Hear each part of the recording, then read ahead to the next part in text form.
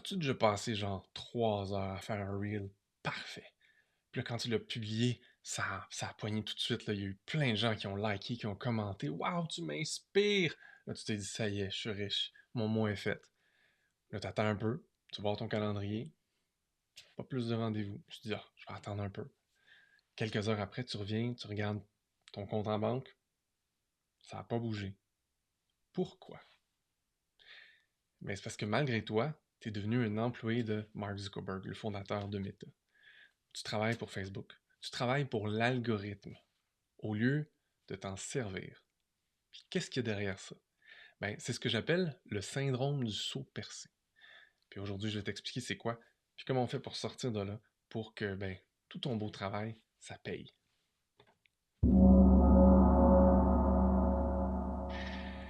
Tu sais, j'ai vu tellement de gens. On va prendre un exemple. On va parler de Julie. Julie avait plus que 10 000 personnes comme followers là, sur sa plateforme. C'est un nom d'emprunt. Et, euh, et Julie, elle publiait comme ça. Elle publiait pendant longtemps. Elle s'est dit, ben, plus je vais avoir de traction, plus je vais avoir de followers, plus je vais faire d'argent. Ça a l'air logique, hein? Mais rendu à 10 000 followers, puis du contenu vraiment bon, elle avait toujours pas assez. En fait, quand on s'est parlé, je m'en suis fait full émotion. Elle me dit, Daniel, les gens ont l'impression là, que je suis une superstar, mais je me paye même pas 2 000 $ par mois. Puis ça, mon petit cœur, il fait mal à chaque fois qu'on me dit des choses comme ça parce que je sais que, ben, je vais le dire, je vais casser un secret. Hey, si tu savais le nombre de personnes qui ont de la misère à se payer un salaire alors qu'ils ont un front extraordinaire, qui ont une visibilité, ils ont de la traction, ils inspirent les gens, mais en arrière, ils n'arrivent pas à se payer. Il y a trois gros problèmes. C'est comme si tout ce contenu-là, toute cette publicité-là gratuite, en fait, qu'ils obtiennent en publiant régulièrement, en étant likés, followés, commentés, tout ça, ils n'arrivent pas à convertir ça en argent parce que dans leur seau, quand ils mettent de l'eau, il y a des trous. Trois gros trous. Le premier trou, c'est que leur offre est trop vitamine. C'est pas une offre painkiller, c'est pas une offre antidouleur. Quand ils parlent de leur offre, ils parlent de. Si c'est des thérapeutes, ils vont parler de bien-être, de mieux-être, de paix intérieure. Puis là, tu me vois, je fais une drôle de tête, mais je l'ai déjà fait cette erreur-là quand j'étais thérapeute il y a longtemps. Ça veut dire quelque chose pour toi qui l'as vécu. Ça veut rien dire pour la personne à qui tu parles. Elle ne l'a pas vécu. C'est ça qu'elle a besoin, mais elle sait même pas de quoi ça a l'air, comment ça marche, qu'est-ce qu'elle va vivre. Elle ne sait pas. Elle est juste prise dans son problème. Et donc, tant que ton offre est trop floue, trop vague, qu'elle ne pèse pas sur les bons boutons pour expliquer clairement à la personne, voici ce que je fais, voici comment je peux t'aider, ben, t'as beau faire plein de messages, être super inspirant, la personne va pas acheter. Parce que il n'y a pas de connexion entre sa douleur, ce qu'elle vit vraiment, son vrai problème, ce qu'elle se dit en arrière de sa tête, mais qu'elle dit pas, puis ton offre, les mots que tu utilises pour présenter ton offre, ou même le contenu de ton offre. Hein. Des fois, en tant que thérapeute, on se concentre beaucoup trop sur nos techniques. On a nos techniques, on aime nos techniques, ils sont bonnes nos techniques, mais ça intéresse personne, nos techniques. Les gens, ils veulent un résultat, ils veulent pas une technique. À moins qu'ils veuillent devenir prof de ta technique, mais monsieur, madame, tout le monde, ils en ont rien à foutre. Même chose si tu parles aux entrepreneurs, hein, si tu vends du B2B, les gens, ils s'en foutent de tes techniques. En fait, ils se foutent même de tes logiciels. Eux, ils veulent le résultat. Et c'est ça qui est important, en fait.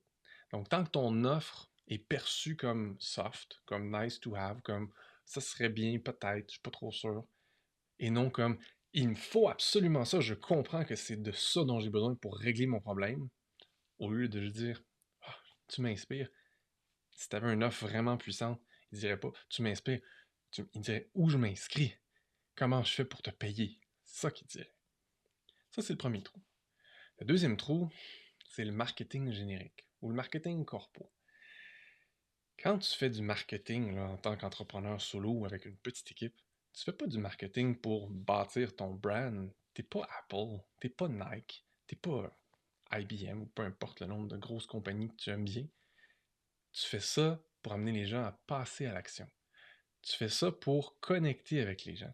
Et donc, si ton message est trop large et que tu veux trop être aimé dans ton contenu, ben, il n'y a personne qui se sent vraiment directement concerné, comme quoi que c'est de toi et de ton offre dont j'ai besoin. Ça reste un message intéressant, inspirant, je vais peut-être le liker, je vais peut-être le partager parce que ça me fait paraître bien, mais ça ne me fera pas passer à l'action parce que je ne me sens pas vraiment concerné. Si tu veux passer à l'action, tu veux faire bouger les gens, il faut que ton message soit tranchant. Pas méchant, tranchant. Il faut qu'il tranche dans... Il faut qu'il démarque les gens qui sont pas tes clients et les gens qui sont tes clients. À la rigueur, tu veux probablement que des gens te disent que ce que tu fais, c'est de l'arnaque ou de la merde ou machin, parce que c'est pas tes clients. Mais tu veux que les gens qui se reconnaissent quand tu leur parles, par contre, fassent Oh shit, là tu me parles, ça me touche ici. C'est à moi que tu parles et je le sais, et je le sens et je comprends. Versus, je fais des messages pour être aimé, pour inspirer, ça fait pas bouger les gens. Donc, des messages trop larges, trop je veux être aimé, je veux être liké, je veux être followé, au lieu d'avoir un message chirurgical efficace. Deuxième trou. Troisième trou, c'est le fait qu'il n'y a pas de courroie de transmission. Donc, moi, ce que je vois tout le temps, l'erreur numéro un, puis Julie faisait la même chose, c'est soit publie du beau contenu gratuit, inspirant, puis ça fait pas acheter personne, soit fait shit, faut que je fasse mon mois, euh, inscris-toi ici, il me reste une place, puis là, elle pousse pour faire une demande en mariage, finalement, des gens qui la connaissent à peine. C'est trop grand. On passe pas de rien à achète mon produit. C'est trop grand. Tu as besoin d'un processus, d'un cheminement derrière. Les gens qui te découvrent sur les médias sociaux, parce que c'est la seule chose que tu devrais faire en tant qu'entrepreneur avec les médias sociaux, c'est t'en servir comme un endroit où les gens peuvent te découvrir. Mais c'est pas là que tu vas les convaincre. C'est pas là que tu vas en faire des clients. C'est pas là que tu vas transformer cette visibilité-là en argent comptant dans ton compte en banque.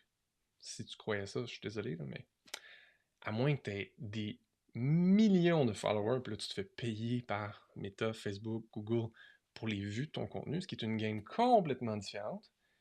Si tu es un entrepreneur solo, quelqu'un qui offre des soins, des services, de l'accompagnement, c'est pas comme ça. Ça te prend un système en arrière. Un système qui va faire que les gens qui ont liké, qui ont commenté, qui ont aimé, tu vas pouvoir les amener à s'engager un peu plus dans ton univers, rapidement, mais sans pression. Sans qu'ils se sentent menacés, sans qu'ils aient peur de se faire arnaquer. Tu y vas un pas à la fois et tu les amènes graduellement à découvrir comment tu peux les aider, ce que tu peux faire pour eux, à mieux se comprendre, à mieux comprendre la problématique qu'ils vivent, à mieux comprendre comment ton offre, ton accompagnement peut les aider, jusqu'à ce qu'éventuellement tu leur tends la main et tu leur dises T'as-tu envie que je t'accompagne? Et que là, si c'est la bonne personne, parce que ton message a été vraiment chirurgical, ciblé, parce que ton offre est claire, c'est un painkiller, les gens vont juste dire oui, où est-ce que je signe? Mais pour arriver là, ça prend ce que moi j'appelle un moteur de croissance aligné. C'est un système complexe mais simple en fait. Complexe dans le sens que, ben, c'est pas juste ah, t'as liké mon post, tiens, voici mon offre. Non, il y a des étapes entre les deux. Et il y a une façon d'amener les gens à vraiment grandir dans cette relation-là avec toi pour développer leur confiance en toi, en ce que tu offres, en comment tu vas l'offrir, pour qu'ils deviennent tes clients. Et ce système-là, ben, ça commence par une compréhension vraiment claire et chirurgicale de ton client idéal. C'est pas tout le monde. Ce sont des gens spécifiques avec des problèmes spécifiques, des objectifs très clairs. Il faut les comprendre. Ça prend une offre qui va faire le pont, qui va être la connexion, une offre qui va être tellement bonne aux yeux de ton client idéal qu'il va juste vouloir ça. Quand il va le voir, quand il va en entendre parler, il va faire Oh my God, où étais-tu toutes ces années? C'est de toi, c'est de ton offre dont j'ai besoin. Et le dernier morceau de ça, c'est le système de marketing et de vente. Quand tu entends système, pense pas programme, pense pas logiciel. Système veut juste dire de manière systématique, donc de manière, on va dire, répétitive presque. Je vais faire des actions alignées avec qui je suis, avec mon type de personnalité, avec mes forces, avec mes talents, avec ce que j'adore faire. Et ces actions-là vont amener de façon prévisible des clients chez moi qui vont devenir clients qui vont me payer au bout du compte. Et c'est ça l'objectif, en fait. C'est ce cheminement-là, ce système-là, on va dire presque ce protocole-là de comment je fais pour, moi, attirer mes meilleurs clients à moi. Mais tout ça, ça commence par arrêter de vouloir jouer à la vedette. Arrêter de croire que le nombre de likes, le nombre de shares ou même ton nombre de followers sont la chose la plus importante. Ça ne l'est pas. Est-ce que ça te parle? Est-ce que tu comprends la profondeur de ce cheminement-là? Parce que souvent, on essaie de se dire, ah non, mais je suis sûr que si je continue là, à publier, ça va marcher éventuellement. Puis je te dirais, mais ça dépend, c'est quoi ton objectif? Tu sais, si tu veux devenir quelqu'un qui va vivre, je connais pas beaucoup de monde qui vivent de leurs revenus comme ça, mais qui, en tout cas, va avoir des bons revenus d'une plateforme, hein, comme sur YouTube, ils ont un programme, sur Meta aussi, ils ont un programme, hein, les gens qui sont vraiment des créateurs reconnus, ils se font payer pour les vues de leur contenu. Mais ça, c'est une job d'entertainer. Tu deviens une vedette de télévision, mais sur le web. C'est pas du tout la même game que être un entrepreneur qui veut apporter des services, des solutions, des changements dans la vie des gens ou dans l'entreprise des gens. Ce sont deux jobs complètement différents. Je suis un très mauvais animateur télé, mais je suis un excellent accompagnateur.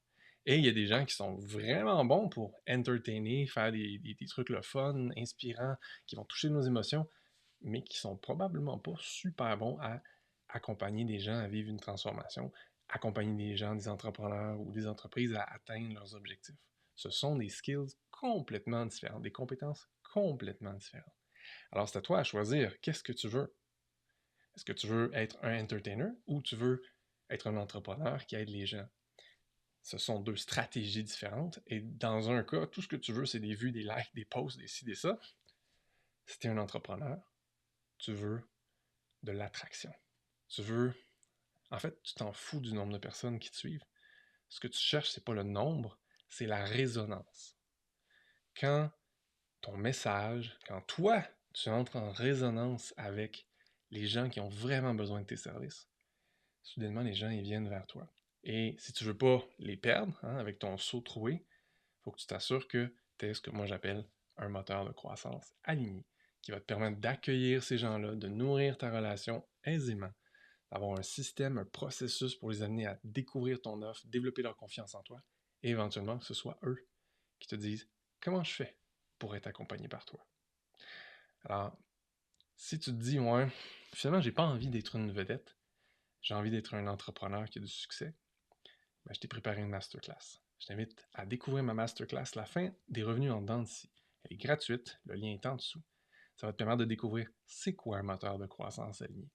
Qu'est-ce que ça prend et surtout qu'est-ce que tu ne veux plus dans ton entreprise pour enfin avoir de la prévisibilité dans tes revenus, avoir un système que tu adores pour te permettre d'atteindre tes revenus, tes objectifs, pour que tu puisses vivre la vie que tu as envie de vivre vraiment. Et moi, c'est mon souhait pour toi. Là-dessus, je te souhaite une merveilleuse fin de journée.